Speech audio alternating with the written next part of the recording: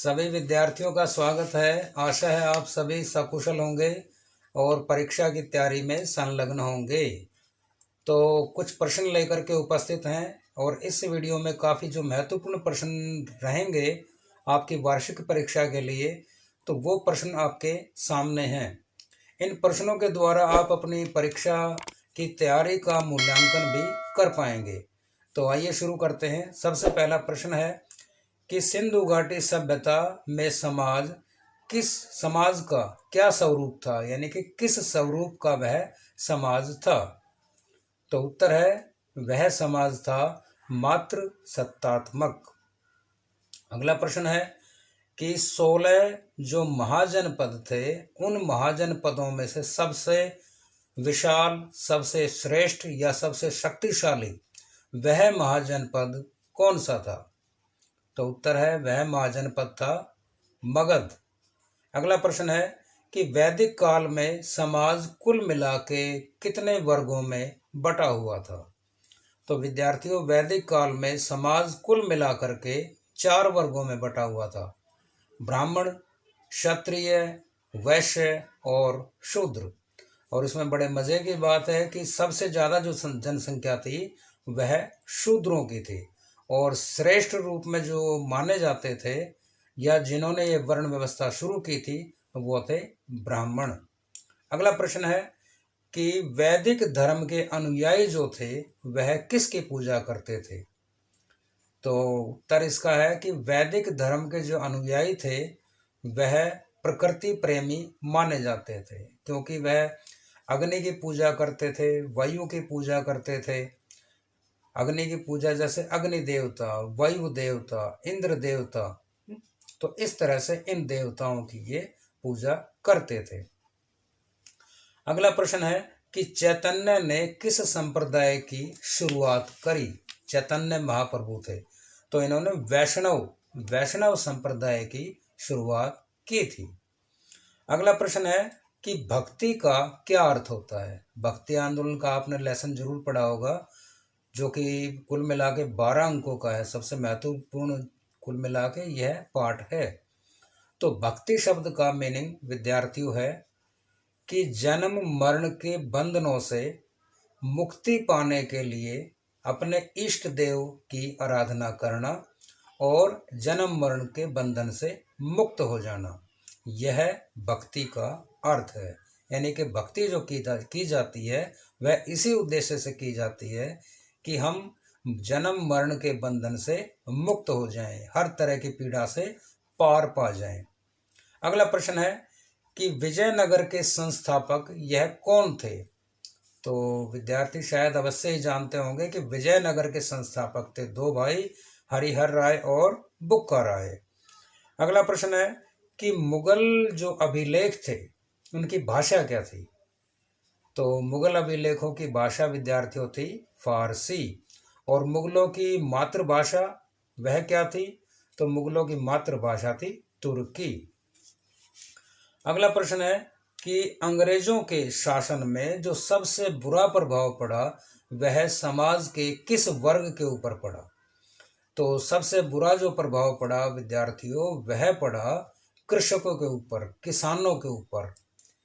और किसानों के ऊपर पड़ा, इसका मीनिंग, इसका उदाहरण आप चंपारण में भी दे सकते हैं। यानी कि किसानों से जबरन वो फसल उगाई जाती थी जिस फसल को वो उगाना ही नहीं चाहते थे, और बदले में अधिशेष के रूप में या उपज के हिस्से के रूप में उनको केवल लगान मिलता था। अगला प्रश्न है कि रेगुलेटिंग एक्ट जो थे यह कब पास हुए।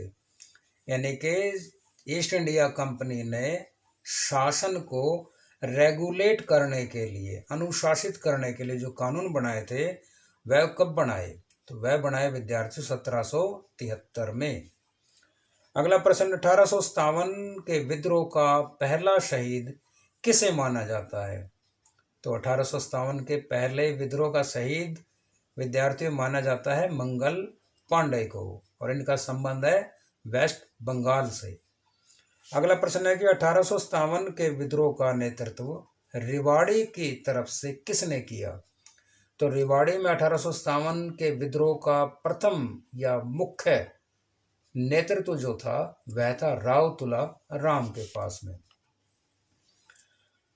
और हड़प्पा सभ्यता जो थी वह किस परिवेश की सभ्यता थी, यानी कि नगरीय परिवेश की सभ्यता थी या ग्रामीण परिवेश की सभ्यता थी।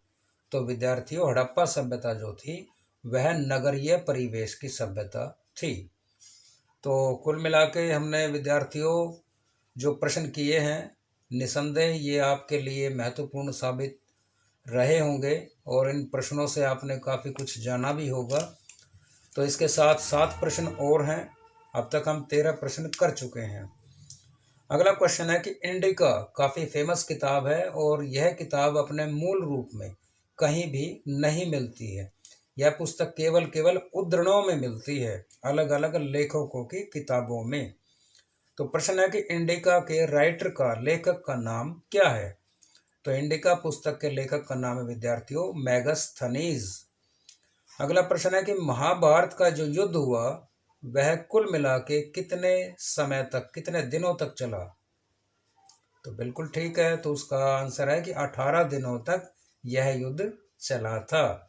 अगला प्रश्न है कि वैदिक काल में धार्मिक रीति रिवाज अत्यंत कैसे जटिल हो गए थे या सरल हो गए थे? तो काफी जटिल हो गए थे।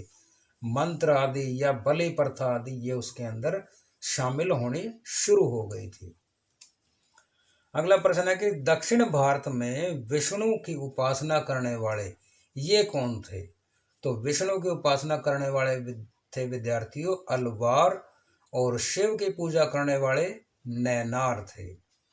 अगला प्रश्न है कि कृष्णदेव राय को वहाँ के लोग जो थे वो किस नाम से जानते थे? काफ़ी इंपॉर्टेंट प्रश्न है। तो वहाँ के लोग उनको आंध्र भोज नाम से जानते थे। नेक्स्ट क्वेश्चन है कि मुगल काल में जो प्रांत थे, जैसे प्रांत हरियाणा है या पंजाब है, तो मुगल काल में प्रांतों को किस नाम से जाना जाता था? तो विद्यार्थियों, प्रांतों के लिए शब्द यूज होता था सूबा। नेक्स्ट क्वेश्चन है कि स्थायी बंदोबस्त का प्रावधान यह किसने किया था और सबसे पहले कहाँ किया था?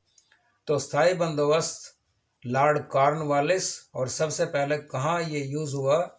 तो सबसे पहले यह बंदोबस्त लागू हुआ बंगाल के अंदर। इसी के साथ एक और बंदोबस्त है रैयतवाड़ी, यह कहाँ लागू हुआ?